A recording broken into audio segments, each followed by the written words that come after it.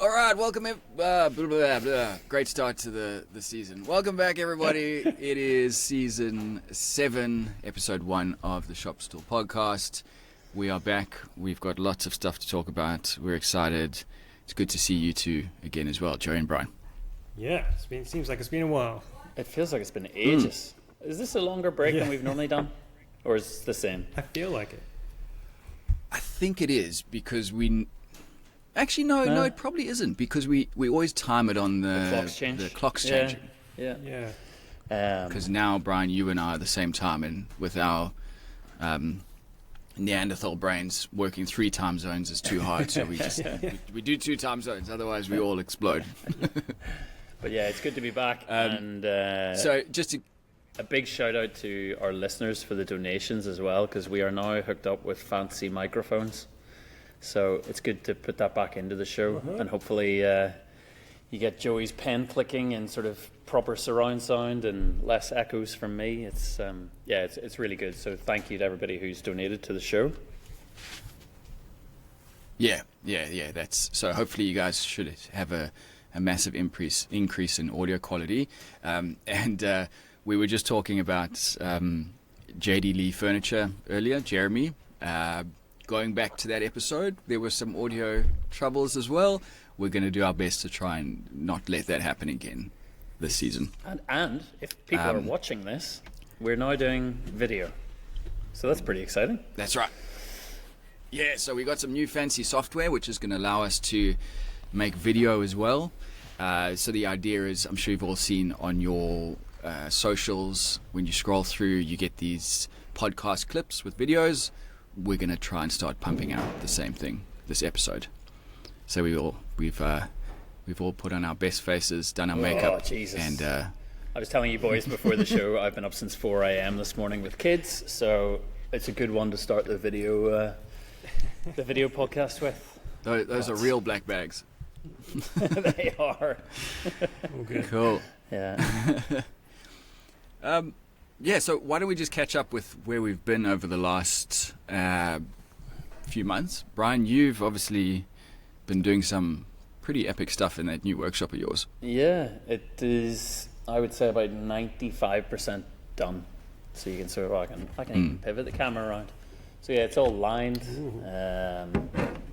Cabinets are mostly in, just need to get some drawers made in the fronts and the tops. But yeah, all the machinery's in. I'm really enjoying the set out of it. It's the first time I've had a shop wide enough to do that kind of machine cluster, as opposed to having machines that are running linear that seem to take up a lot of space. You can't really walk from one machine to the next without having to go up and down the workshop. Whereas if you can see it now, it's the dust extractor in the middle, bandsaw, fixer jointer, table saw and router table around it.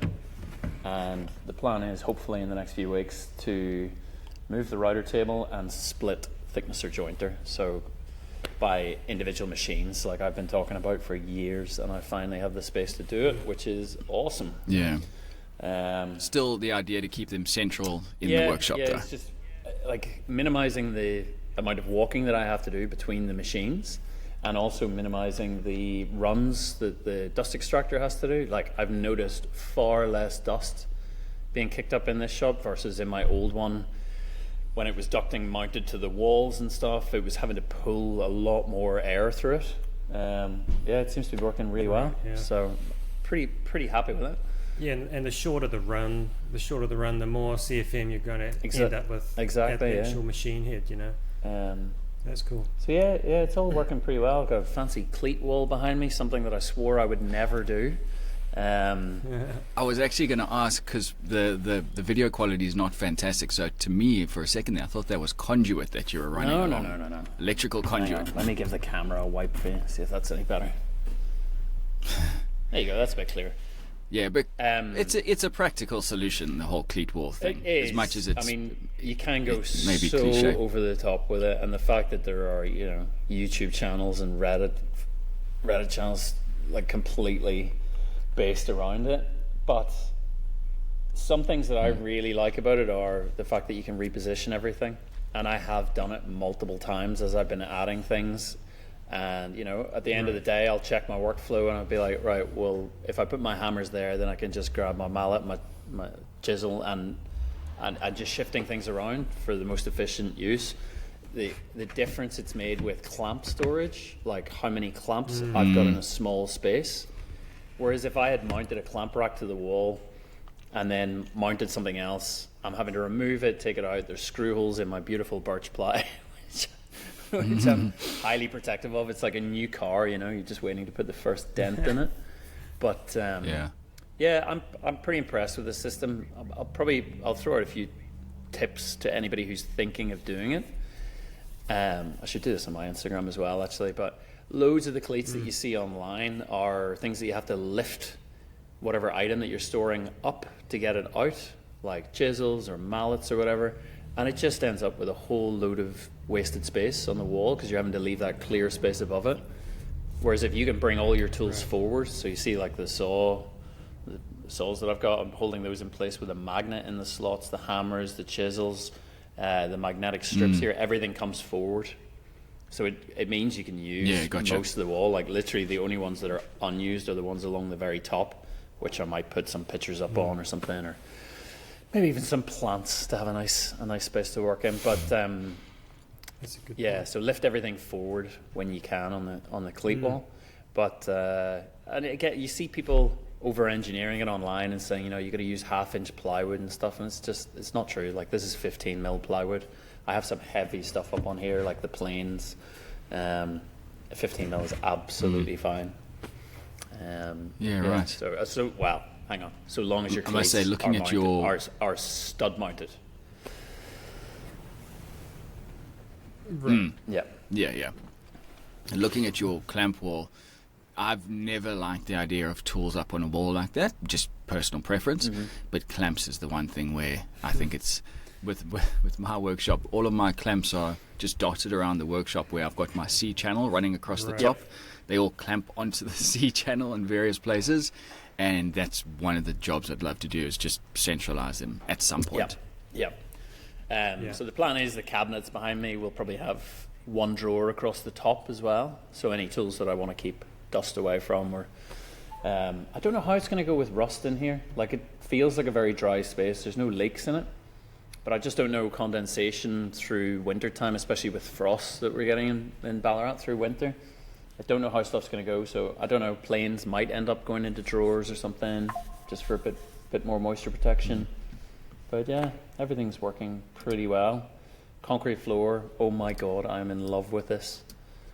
Like, it is my first concrete floor in, what is it, coming up on after 13 years of business. Like, the rail... After being in that old shop of yours, I'm not surprised, because I remember when I visited you, that was like just an OHS nightmare being in there. Yeah, and the workbenches, like the big workbenches that I built during the lockdowns, big caster wheels on them, and I couldn't really move them around my workshop freely because of the train tracks. Whereas now, they are just the business. Like, I don't know whether you saw the video that I did on fitting out the shop with the big sheets of plywood and sort of wheeling my workbench over and then wheeling it to the spot on the wall. It just made life so easy for a one-man shop. So it's all going pretty well.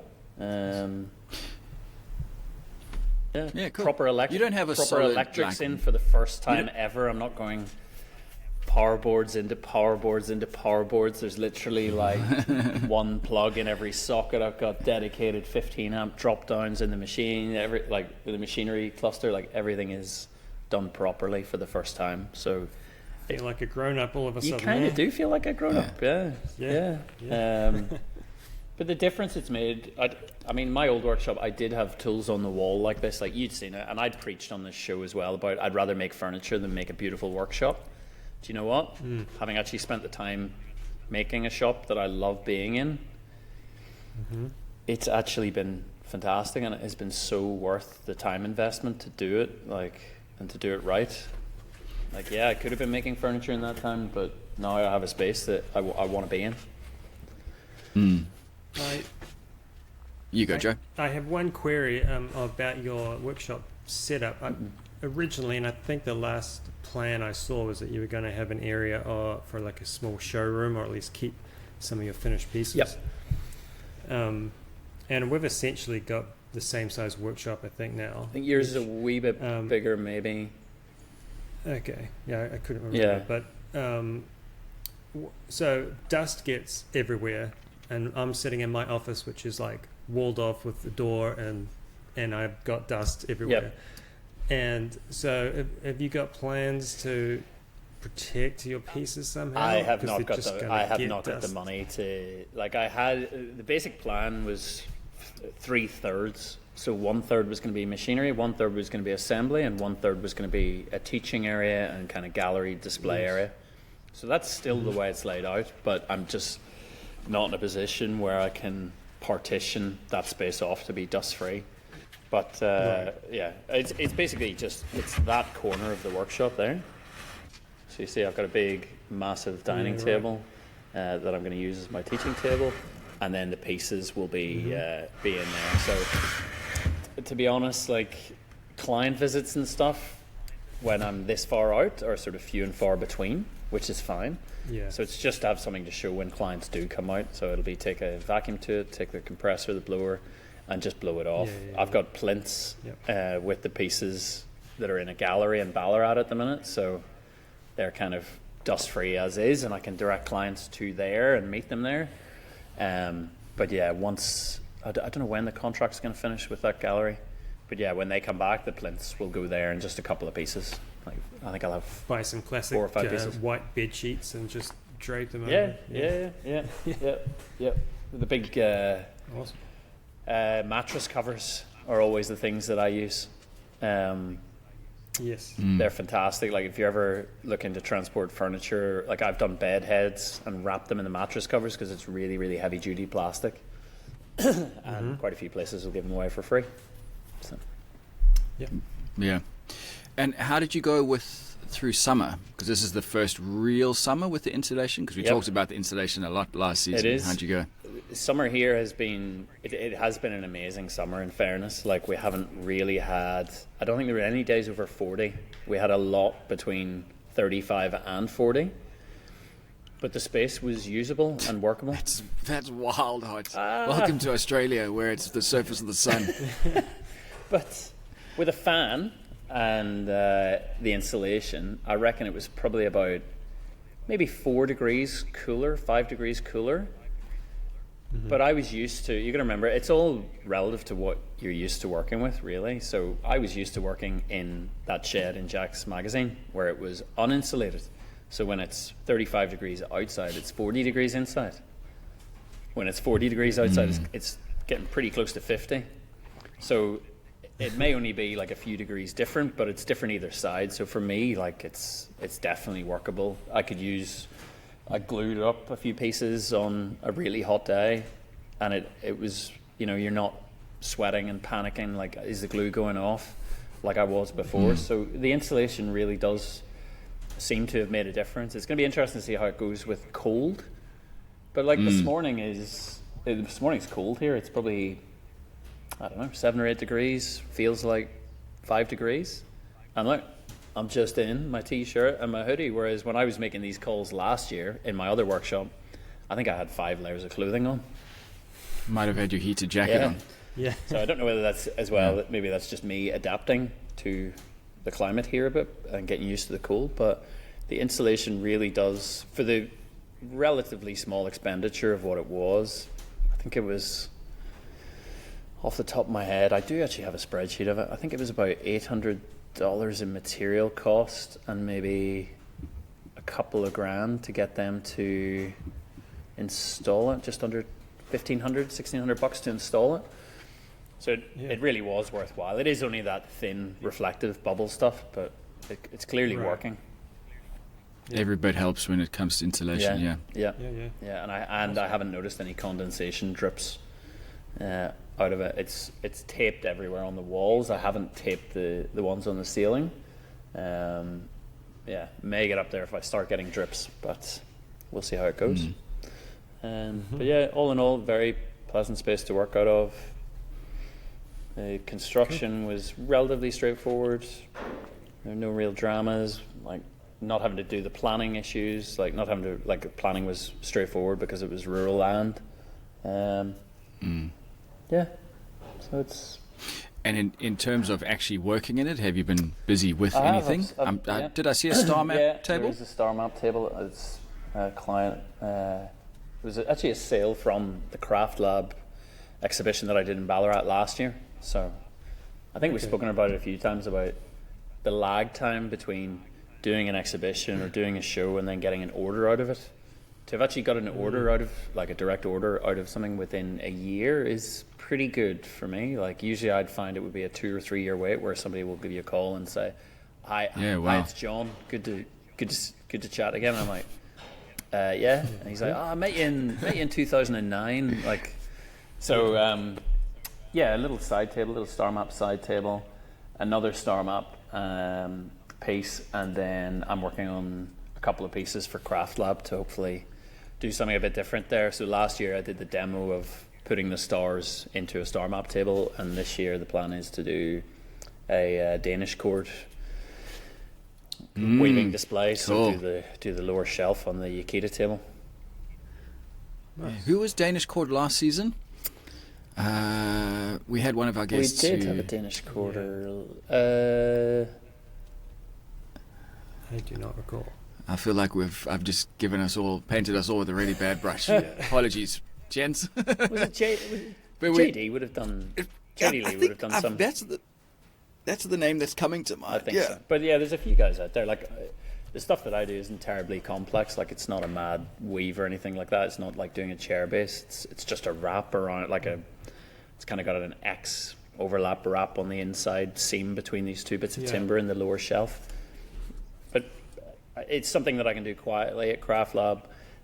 It's pretty time consuming, so it will fill the voids in the quiet time, and I can still talk to people when I'm doing it. So I figured that was a good thing to do at an exhibition. Can you stop mid weave? Yeah. And like if you've got to take your hands off the cord? Just little clamps. Okay. So you just clamp it to maintain the pressure, and then like if you're joining, because you don't do it in full lengths of Danish cord because too long. You'd never get the end to actually pull it through. So just make it up in short lengths. Clamp it. You do like an underlap sort of with the Danish cord to get the tension up, and then release the clamp. And cool. Yeah, so that's the plan. So I have to have this piece finished I have to have all the stuff finished. Actually, all the marketing materials, and in the next 4 weeks, and then it's going to be on over 2 weekends in Ballarat. The second 2 weekends in May. Sorry, the middle two weekends in May. So yeah, it's something to work towards, and yeah, it's just another great initiative. Like I've said, praising the difference of working regional rather than a city, to be invited back to it again, to actually be paid to show my own stuff at an exhibition is kind of unheard of for me. So yeah, I'm excited about that. Also, just nice to get out and be part of the community as well. Yeah, and it's led to some just to meet people. Brilliant connections with.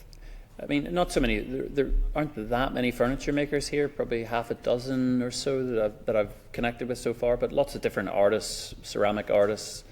Yeah, connections with council. That's how I ended up getting my stuff in the gallery in Ballarat. Yeah, it's been a good progression, and yeah, I've made some good mates up this way. Yeah, cool. Yeah, awesome. Yeah. How about you, Joe? What have you been up to? Well, not much. I mean, I've been doing some things. You've been saying that for a couple of weeks now. Yeah, doesn't sound good. I assume Australia is going to be in a similar-ish position. A much bigger economy, so I don't know, but whatever the hell's happening in the economy over here has just tanked the construction building industry. Builders going bust left and right, and if houses aren't being built, then all the stuff that goes in the houses, there's the trickle down effect is pretty huge, and people's discretionary budget for one of a kind, whatever it may be, is just doesn't exist almost. Yep. I mean, it really is. There's there's a relatively steady income influx of inquiries for work, but 99.9% people are not getting back to me as soon as I propose some kind of number of what it is that they want. And it's not good. I mean, as of today, I've got about 1 day's work, and then I'm out. So Yeah, wow. it's not good. I'm already a month behind. I'm going to be, I'm a month behind in earnings. So I don't know what I'm going to do if I don't get a decent job in the next couple of weeks. I'll be doing something else. OnlyFans, Joey. OnlyFans. Fred. Yeah. That's the one. It is very similar. It is very similar here. Like from all the Aussie makers that I've spoken to, it is quiet, and that's whether it's down to economics or whether it's, I don't know, discretionary spending or people trending away from buying things and going back to spending money on holidays again. I don't really know, but I don't know. It's really strange because what is slightly makes me feel slightly better, even though it shouldn't, is that it's a industry-wide problem here. I've got a family friend, kind of friend of a friend, who is a house plasterer, internal plastering over plasterboard. He doesn't have any work, and his wholesalers who sell the plaster are now selling at cost. I've got a major plywood company, pretty much the biggest in the country here, are like completely changing up their pricing system, and they're overstocked by millions of dollars worth of product, and they just can't shift it. There's such few jobs coming through where all the suppliers are now saying, hey, we just need to get rid of stock because we're not selling anything. And when that starts happening, it starts becoming a bit more serious when you see that the businesses behind the businesses are struggling.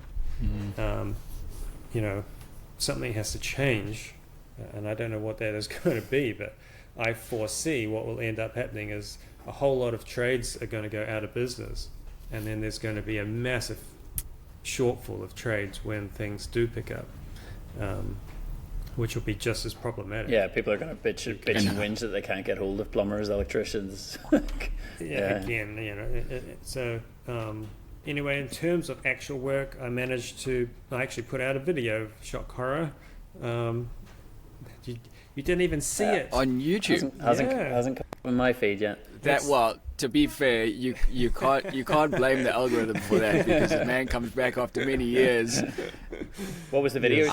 I will put that in right now. I made a giant outdoor table and bench seats, and I had to do it I had a week and a half to do this.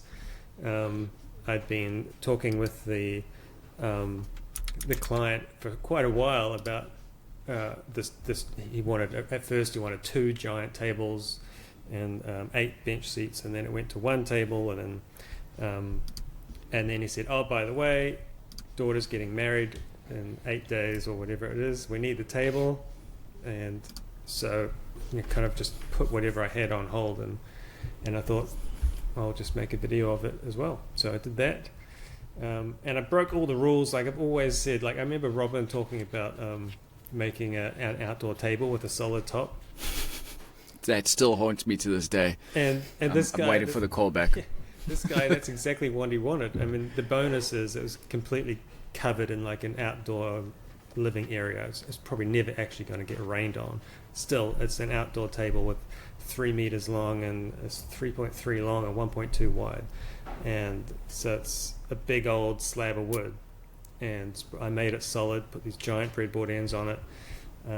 So I bought the big domino, so I could actually get this job done in time, and which is, I mean, it's so simple to make stuff when you've got these giant wooden pegs. I mean, it's just like nailing stuff together. So it made life a lot more simple. So are you adjusting your pricing accordingly to try and hold on to these jobs? I'm definitely doing what I can. but at some point, it is. At some point, you have to say, well, I'm not going to take this job at a loss. And there are guys who are doing that, but I don't quite see the point in working for nothing. And your version of a loss is not meeting your hourly hourly rate. Just making any money. Yeah, I mean, right. like say you're even just paying yourself, but you're not including that profit margin in the piece, then your business isn't That's making right. any money. So, I mean, I would work at this stage. I will work for an hourly rate just to get some work come in. Just, somebody could bring me a pile of wood and tell me to machine it. I'll do it for an hourly rate. But what's happening? A lot of my jobs are. That looks great. We love what you've drawn up. You listened to what we wanted, but we need it to be half that price. And you say, well, you can't make things half price. And so you just have to say sorry. I mean, all I can do is I'll entertain them a little bit and say I could change this material or I'll change this. But at the end of the day, the biggest price in a job is my labor, especially with medium-sized jobs. The cost of materials typically isn't too much, but I need to make what I need to make to feed the family, and I can't. I mean, I can bring it down a bit, but then I need 3 of those jobs then to pay for what I need to pay for. So it's tricky. It's tricky. You can only give people so much discount. And I don't know really how else to deal with that. I mean, how would you kind of respond if you are told to make something half price? Like, it's such a, it's really a bit, I feel like it's a slap in the face. On one hand, I'm like, you have no idea what you're asking for. But on the other hand, if you've ever only gone to a shop and you see product A and product B and they're the same thing, but one of them is cheaper, then we all pick up the cheaper one most of the time. So one of the risks, because I've been quoting a fair bit over the last couple of weeks, and I've had people coming back asking for reduced prices. I often go back and say, well, I can rework the design to bring it more in line. So is that something, or are these clients invested in your design? I've never thought about wording it that way, but essentially, if I'm going to reprice something, so lately I've got plenty of time on my hands where I could just say, fine, I'm going to sit down, I'm going to redraw this thing that you asked for, and I'm going to make it cheaper. Like the only way to make it cheaper is to redesign it, either materials and or size, make it fit in material size. Like if it's something out of sheet goods, it's got to be inside of 1200, 2.4 kind of multiples to make it cheap enough. And so the design, what you end up designing is IKEA things, because that's exactly what they do to make the most out of the panel products they use. And you end up just saying, well, yeah, okay, here's a box with a door on it, and that's going to cost you this much. And I've had a client come back to me and said, that's not what I asked for. And I said, no, it's not what you asked for, but that's what you can afford. That's what your price dictates. And then you never hear from those clients again, which is probably good. But that is what I was trying to say earlier, is that the quality of there's lots of leads coming in, but the quality is just so subpar. The people who I would usually, the type of client I would usually have don't even ask about the price.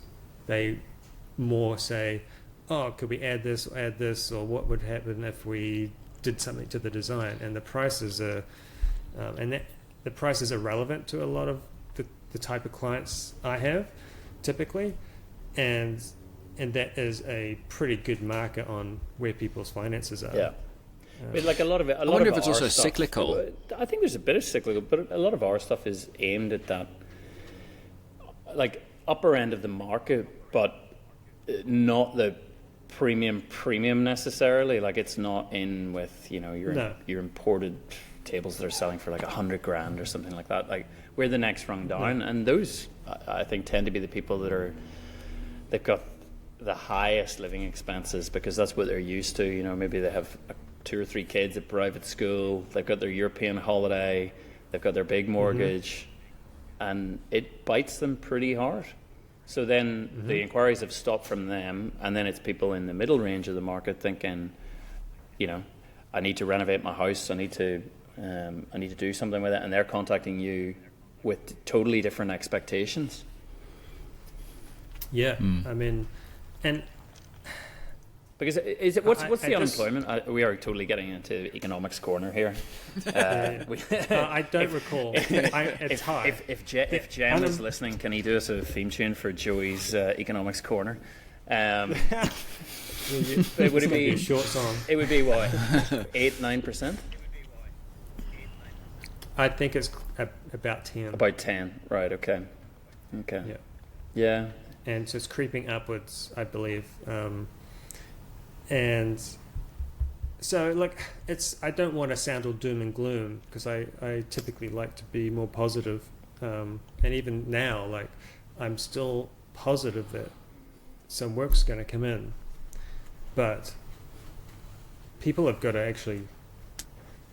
People seem to be sitting on their hands a lot more. Like, I've got tons of quotes sitting out there right now, and every time I will email them, it's, we're still thinking on it, umming and ahhing. Oh, we've found something out from a shop that will be okay, which is what I've been getting a lot. We'll just make do with the thing that's in the shop.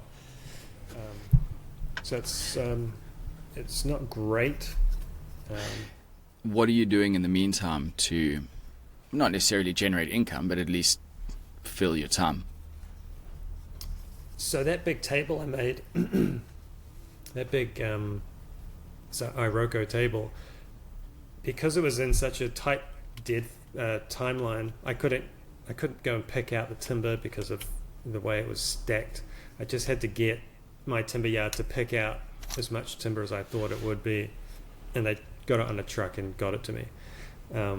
So I've got 5 sticks left over, and I'm going to make a desk out of it, which I've just started playing around with it. And so that's going to keep me busy for a little bit. I'll make a video with that as well, and I will sell that as soon as it's finished. But that's not a money maker. I'm not going to make 30 grand out of it. But and you're confident it'll sell? No. Okay. No, but I think those 5 sticks of wood, are worth more in the shape of a desk than in 5 sticks. Yeah. So I'll do that and see what happens. The reason I ask about the confidence is we don't need to talk about it right now, but I've been trying to do that recently and had zero luck. Yeah. It's really hard. We can kind of like segue over to what you want to talk about. Let's hear what you've been up to, Rob. Because you've made these stools and you sold one really quickly, I thought. Yeah, so, and I'm putting a whole video together about this, so it's been a very slow year for me, which is why I haven't published a video yet this entire year, but I am using this story as the video, so it walks through the way this has all evolved. So at the end of last year, I made two vanities for someone for a new bathroom renovation, and they had seen one of these side tables that I made and said, cool, when the bathrooms go in, I'll get back in touch. I love one of those side tables. I think it's a cool design. So this client ended up having personal stuff on the go and they couldn't commit to anything, so I said, cool, I'll make the table anyway and I'll put it up on Facebook and see what happens. And within half an hour of it being up, she saw the advert. I'd like it, let's go ahead. Right. Which was awesome. I've done something right, but in the back of my head I thought this is a very niche scenario, so don't get too excited because this is a one-off. Then I went to I've got this giant pile of rain tree timber that I've had for ages, and I made 2 because I thought, let me sell them as a pair, and just crickets. So I've been trying to sell it on Facebook, and again, this is all detailed in the video which will be coming out. I think Facebook Marketplace is just the wrong place for this, because the people who are on Facebook Marketplace are looking for bargains. They're not the people that, Brian, that you were talking about earlier, that are in that one rung down from high-end clients. So this is something I actually wanted to talk to you guys about and get your opinions on it. I've decided with those 2 side tables, I've pulled the advert. I've now taken that same timber and I've used the same template that I was using for those side tables. So it's got the same design language. And I've made a hall table, and I'm finishing off a coffee table. So because it's using the same template, they look like they are part of a collection. I thought, let me give up trying to sell 2 side tables. Let me try and take this idea to the next level. And even if I don't sell it, it makes me look like more of a professional furniture maker. We spoke to Jeremy from JD Lee Furniture last season, and he talked about he makes a collection and then sells it. And that's so much more, there's so much more thought that goes into it. There's so much more to it than just, I'm going to chuck some timber together and try and flog it on Facebook. So I'm almost finished the last piece. I've got these 2 side tables, a hall table, a coffee table. They look fantastic. And I might not even sell them, but I want to use them as a vehicle to present myself to more people. Jeremy talked about going to magazines, so I guess trying to get a write-up. We're getting a hard thumbs down from Brian there. That's just my experience. I do know some people do very well out of it, but I just think a lot of the publishing industry is fucked. Like, it is a really, really tough thing to break into, and you got to pay so much money for it. I'm pretty sure the only ones that don't tend to charge you, or that you don't need media representation to get into, would be something like Green Magazine. We're always pretty supportive of kind of independent makers. I don't know whether they still are. I haven't submitted any stuff for a while. And magazines like Wood Review, so you're not really going to find your clientele buying furniture in Wood Review. So for me, I would say magazines are your last step. Like, you're gonna invest a lot of time writing personalized emails, and you're probably not going to get a response. And if you do, it'll be like, we love the pieces, Robin, they're fantastic. So this is our quarter page rate. This is 4,500 plus GST. So I mean, we'd love to have you on board. Your stuff's amazing. That would be what I think the response that you get from. Yeah. And that cost that you're talking about, that $4,500 plus GST, I mean, whatever it would be. Yeah. From the way you're pitching it, sounds like it's not worth the investment. And I don't mean that to bash magazines, but it's realistically, you're not going to get a comeback on that. Definitely not. Have you ever? I mean, either of you, have you ever put a printed advert in anything? Never. I've never paid. Had zero sales for it. Yeah. But it's more than just the reason I was thinking about this is it's more than just an advert. It's like a notch on the belt. It's a stamp of approval. So Wood Review was going to be the first magazine that I'd start at, because I've kind of talked to one of the editors over the years. Nick Padula's been in that magazine. And now I'm going to be in that magazine, and in a completely different situation, but it still gives me that little bit more credit. Well, that's my thought process anyway. It depends what the end result is. Do you want to feel good inside, or do you want to sell the pieces? Mm-hmm. To be honest, I'd like to sell those pieces, but I don't mind if they don't, because I'm seeing them more as it's kind of like your star map tables, Brian. Your first star map table, if in the grand scheme of things, I'm not sure whether you sold it or not, but that one table has led to all these other tables. So I'm seeing these pieces as people come to me and say, I really like it, the timber's shit, can you make it in this? Mm-hmm. Off we go. Right, do you want to hear what I would suggest that you do? I would try to find, because they're quite large pieces. I know they can flat pack, right? You can take the legs apart, or not? No. You can't. Okay. No, or glued up. So I would suggest finding some kind of boutique shop in Townsville, and they'll use the hallway table as like a display thing. They'll take it on consignment or something. You might not be paid for it, but at least people will be seeing, and they'll be seeing it in an environment that's kind of curated with nice stuff. On consignment, what does that mean? Well, they won't pay you to produce it. When they sell it, they'll pay you, and they'll obviously take their sales cut out of it. Yeah. Whatever you agree with them, it could be 50% of the piece. It could be more, depending on the piece. But the way I look at it is, you've created a piece that can be made relatively quickly with the templates that you've got. The timber that you're using is local timbers that, are you paying a lot for them, or are they free because you like mates rates, or I don't know. Oh yeah, well that timber I collected the tree myself. I think including the milling would have cost me $150. Yeah. So it's pretty low, but I'm not expecting people to use my timber. Yeah. I'm expecting them to ask me for any timber. Okay, so I would do your range. I would maybe even just try to get some Tassie oak or something, and do the range in Tassie oak, like it automatic, like timbers like that are red.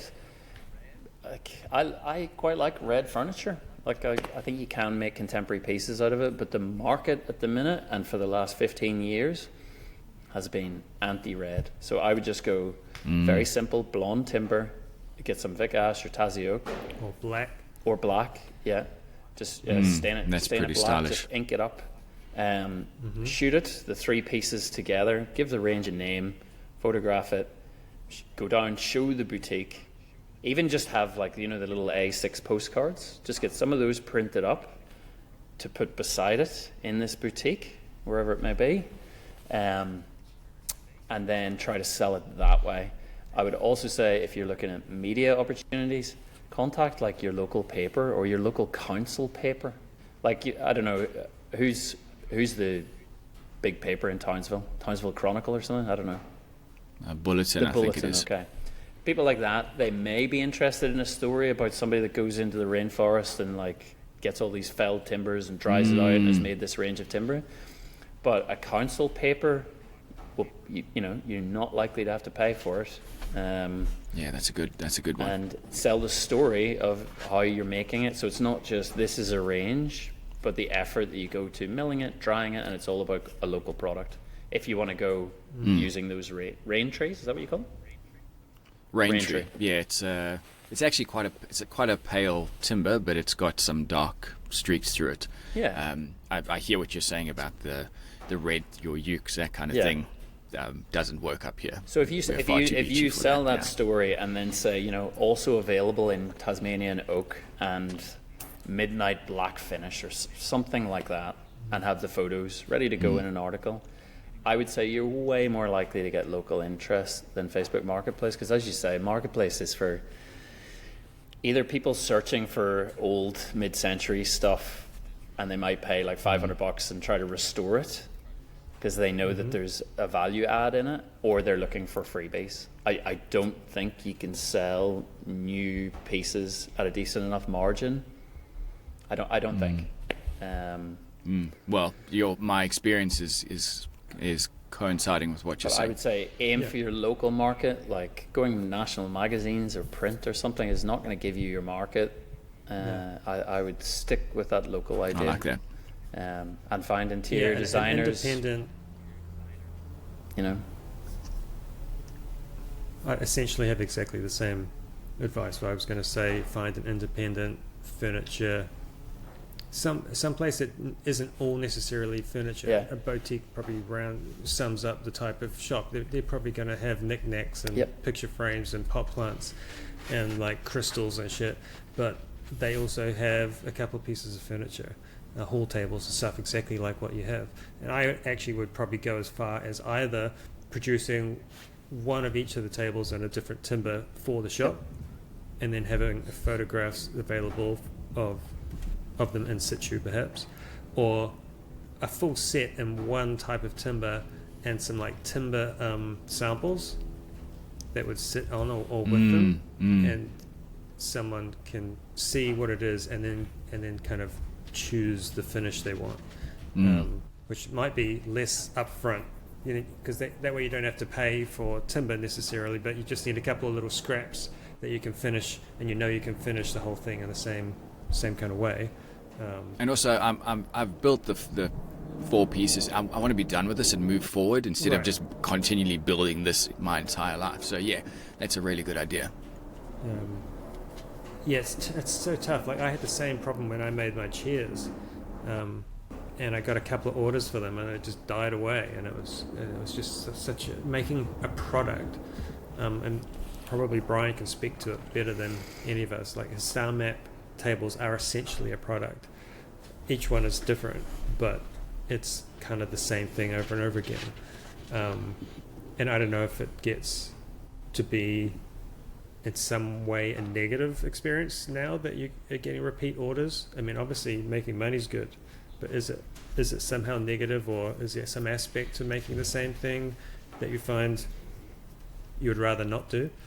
Me? No, I'm happy making them. Yeah. And when I did Craft Lab last year, I was just doing the wall hanging one, and the client that saw it said, can we make it into a round high side table? So it's a very easy piece to just manipulate into whatever the client wants. Yeah. There's a value add in it, in the sense that you're personalizing the piece. So yeah, Robin, I would say that you probably will find a local market for it. You just I'm googling interior shops and things in Townsville and trying to find one for you. Because we don't have the same level that Melbourne would have. But I've got one in mind that might be what you're talking about, and I did originally look at them, but as you've been talking, I think I need to really get super boutique. It's my concern with these sort of places is they will go to East Asia, and they get this really cheap furniture from East Asia, and I think that's not where I want to be. No. I've got to find the one who's getting local or national stuff. Even like a high-end clothing store or something, they might display a surf shop. Yeah. Something like that. Okay. It doesn't necessarily have to be interiors and knickknacks and things. Somewhere where it's going to be seen. Often some of these retailers will take your piece, especially like tables, because they want to display a certain product that they happen to have just bought in, and they're like, oh well, I need a display table, so I'll take that. The problem with that is that they're not going to be focused on trying to sell your table. They'll just have a little price tag on it, and if someone notices it, then they might sell it. So it might be sitting in their shop for 6 months or more before it sells, but at least you don't have it collecting dust. I mean, that's one. And if you do make an agreement with them that your cards are on display, like little postcards or something, absolutely. That's the last time I had a piece that was on consignment. That was the deal that I agreed with them. So they took a pinch bench, they put it in the window. It was the most expensive thing in the shop by an absolute mile.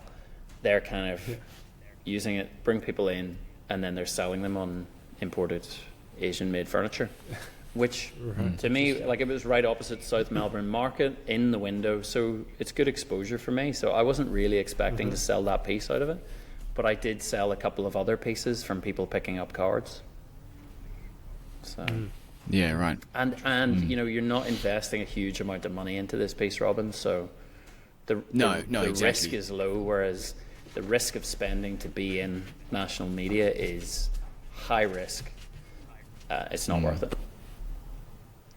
And in terms of the photography, any advice on that? Because I'm assuming the best route for this is going to be to hire someone to do it. I'm not a professional photographer. Is that the way to go, or would you guys look at doing it yourself? Depends what your photography skills are like. You've obviously got videography skills. Have you just got go to a photography shop and buy a big white paper drop? I've shot.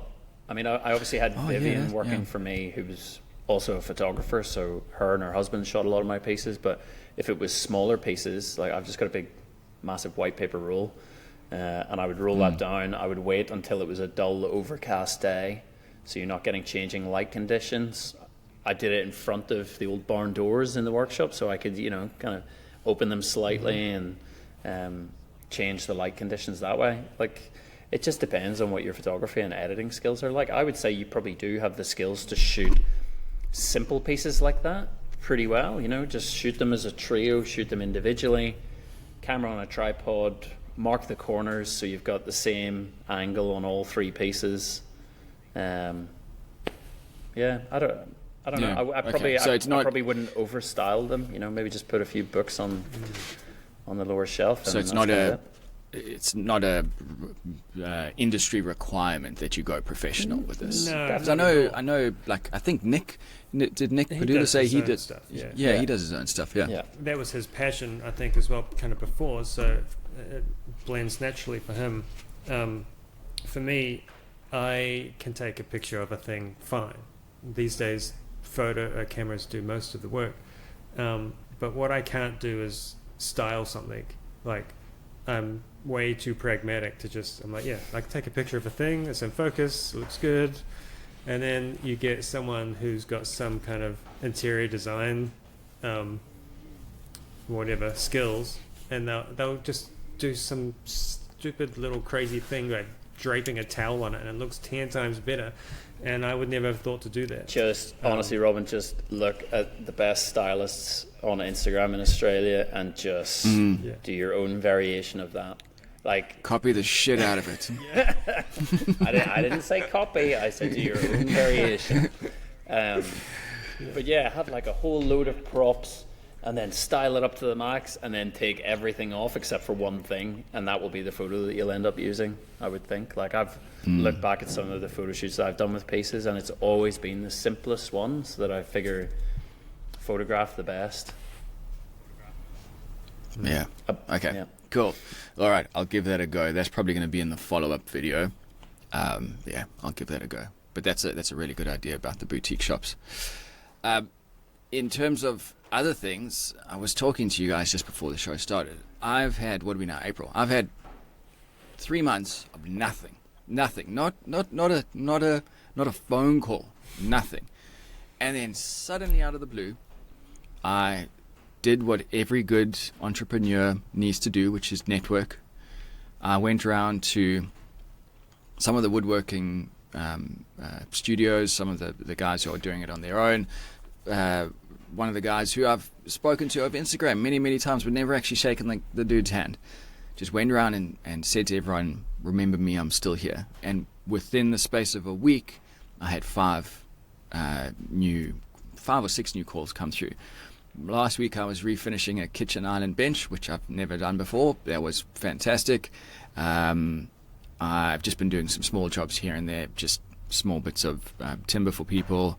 I had a decorative wooden turtle that had broken in half, and someone sent it over to me. All of these commissions are coming from, well, I say commissions, all of this work is coming from one particular place that I gave my cards to a couple weeks ago. So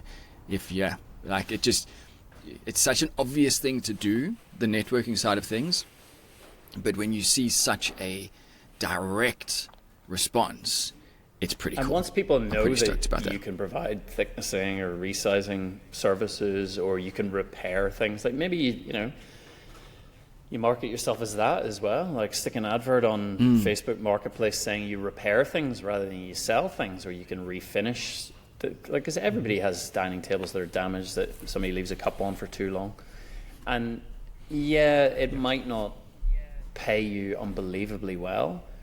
But for those small jobs, when you look at the time that's actually invested in it, the profit margin on those jobs is enormous. Refinishing an island bench, that is really good money, because you're charging an hourly rate, and you're charging an extended hourly rate because you're on site. So I'm going to charge a little bit extra. And the works, we're all at the point now where we can do that with our eyes closed. Low stress. So, I mentioned as well earlier that I put an Instagram ad and local to me, and a Facebook ad, which I don't think I've ever done before. And I got immediate kind of leads coming back in straight away. I spent $100 on Instagram, $100 on Facebook for whatever, 10 days or something. But all of the leads, I probably had 20 leads in total. Every one of them was just, they saw the picture that my ad was and just said, how much is that? And one of them was a kitchen and one of them was a piece of furniture, I think. And most of the leads were for a picture of a kitchen, and they just said, how much is that? Or how much is that bench top? And I was just like, well, yeah, I can kind of give you an idea, but like your house isn't that shape. So did they follow up? None of them followed up. Right. So all of them wanted either the oak bench top, or they loved the layout of the kitchen. I got a bunch of direct messages from it. And as soon as I started saying, ballparks of how much that kitchen cost or whatever, there was just nothing. Crickets. And so that just goes to show more about people want stuff, but there's no funds, it seems like. I mean, I would have thought out of 20, I would have got one decent paying job, but no. Yeah. But one of those jobs that was quite interesting, and I'm excited about this because a lot of them are, as I say, they weren't particularly flash jobs. One of them was from a relatively high-end client up on the top of the hill that wants a round base for their round table. And it was so funny having this conversation because I can't remember which season it was, Joey. We had a discussion about your round table, which took a flight off the back deck because of the frustrations around making a solid table that doesn't wobble. I've built my own, and so it was awesome because I could go into this this interview with maximum knowledge and experience on it. But I wanted to come to you guys to get some opinions from you, and if anyone's listening who wants to send me a message, I'd be pretty stoked. They need a round pedestal, a round base for a table. They don't want 4 legs. They don't want it to wobble, and they want it to be light. They also don't want it to, they don't want it to. They don't want it to be too heavy. I'm struggling to think of something fancy. I'm really. There's so many things that it mustn't be, but I don't know how to. I don't want this to just be a timber drum. I mean, I could, maybe they like that, I don't know. But I want to try and come to them with like something that says I'm a real deal. Light is tricky so they've got a tabletop. Got the top, they need 700 wide, 750 tall. Is it glass or is it solid? Timber. Okay, Timber. So actually a timber drum can be hollow, so it's nice and light. Yeah. But a timber drum is a bit boring. Mm-hmm. But if you were to carve the bottom of the drum so it has 3 feet, so it's going to be stable, and you could perhaps mirror those carvings on the top, so where the drum meets the tabletop, it's only touching on 3 points, perhaps opposite to the base. That's cool. You end up with like a round zigzaggy type shape. That's just the first thing that comes to my head because it's large, round and stable, and you can do it not out of solid, so it's not going to weigh a ton. My mind instantly went to timber drum as well, if you're thinking about something light. Obviously there's stability issues with the timber drum. It's either got to be wide enough. How wide was the table? 750? No, what's the diameter of the table? Sorry, the diameter of the table is probably close to 1 meter, 1.2, but the base that they're having at the moment is 700. So I was going to aim for around that. So what you could do is you could do a timber drum that was less, that was a bit more slender, and then have like a crosshair of timbers kind of inserted into the base of the drum, so like legs coming out of it a little bit, and then do a similar detail that connects it to the top. That's kind of what it, because you do see a lot of timber drum tables, like, but they're clearly selling, like, it's, that you see them in magazines. It's not to say that they're bad. They may like them. So the conversation I've had with this client is, I'm going to come to you with a couple of designs and we can use that as a starting point. I may show them the drum and they say, fantastic, off we go. Easy. But it's more just I want to be able to go in there with something that says I'm a designer, not just I'm not just going to copy it off Instagram. What is frustrating sometimes is when somebody asks you to do something, but they've given you some pretty strict parameters. And I think the fact that both me and Bryan went straight to like drum, I think there's a certain amount of boxing in that they've already done mentally for anyone who's gets given that brief. And so I'm sure there's, me and Bryan have given it 30 seconds of thought, but there's probably all sorts of other options. But the fact that it's been condensed, they kind of have pointed their design direction to a certain kind of thing.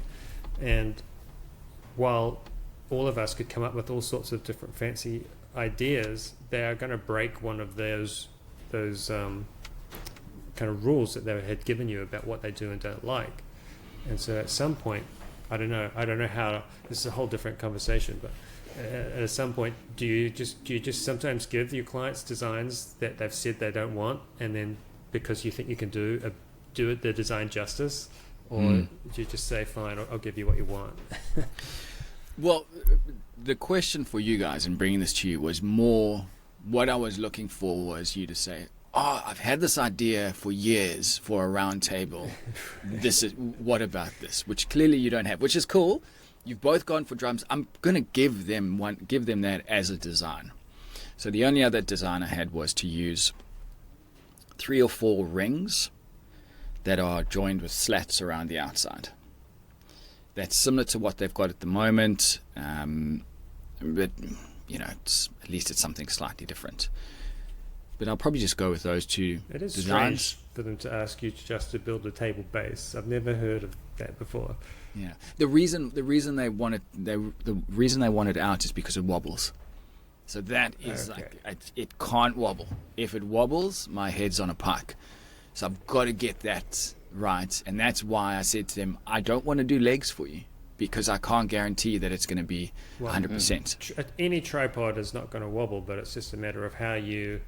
Oh no, it's that steering wheel effect. When you rotate the tabletop. Yeah, but I mean, I've figured that out now. I mean, I remember we had that conversation, but essentially was the timbers have got to be much bigger and have much more beefy joinery, and you can get rid of that. I don't even know what direction that is. The circular twisting of the table, the rotational twisting of the base. But just because it's a tripod doesn't mean it has to be a tripod. It just needs 3 points of contact. So you could do like a rounded triangular base. Get rid of the sharp corners. Yes, it could be all sorts of different things. But also, if it's a drum, like it doesn't have to just be a plain timber drum. Like you can buy, the flexible sheets of profiled timber, so you could do it scalloped or domed or. That's what I was thinking. You could clad it in. He mentioned that you could actually. Clad it in leather offcuts or something. You could do whatever you want. You could do it in animal skin. You could do it in kangaroo fur. You could do it like. It doesn't just have to be a plain timber drum.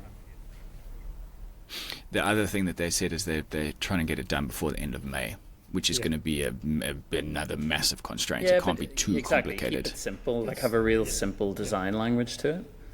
And a timber drum is if you did pretty straightforward. Do a timber drum, and so bendy plywood, glue it in around a form, and you could use like brass or steel. Oh, and sort of metals, steel legs, and have 3 evenly spaced legs on the outside of the drum that maybe hold the drum off the ground by 50 mil or something. And so they have a floating kind of drum with polished brass or stainless rods, or even just timber, or even timber, but just screw it on from the inside, and there you go. A whole load of That's really cool. Of large battens, like That's cool. I like that one. All right, let's not take up too much of the time on this because this can really go. We're invoicing for this, Robin. Very far. Yeah. I'm definitely invoicing for that. But other than that, man, I've just table base. I had someone who wants me to redo a bar. They got flooded with the record high rains that we've had. I don't know, you probably haven't seen this on the news, but this is now the official wettest year on record for Townsville since records began, and the year's not even finished. So we are smashing records with that. Sorry, it's the wettest year by a lot of that water. By April is the wettest year. Yeah. Now, keep in mind, we get most of our rain now, and we'll get a little bit more at the end of the year. Yeah. Right. But still, to call it before the middle of the year is pretty insane. Like the photos, the aerial photos of the floods in outback Queensland that would not make the news anywhere around the world. You haven't seen this, Joey? No. The area that is currently underwater is half the size of Mexico. Holy shit. If I saw a stat that if the flooded Where area... is this? In the outback? Yeah. Like... Whole of Queensland. Yeah, it's state of Queensland, basically. 4 times the size of Victoria is currently underwater. Holy And it's just going to flow down towards Lake Eyre, and you're going to end up with fish and bird life and everything in the middle of the desert.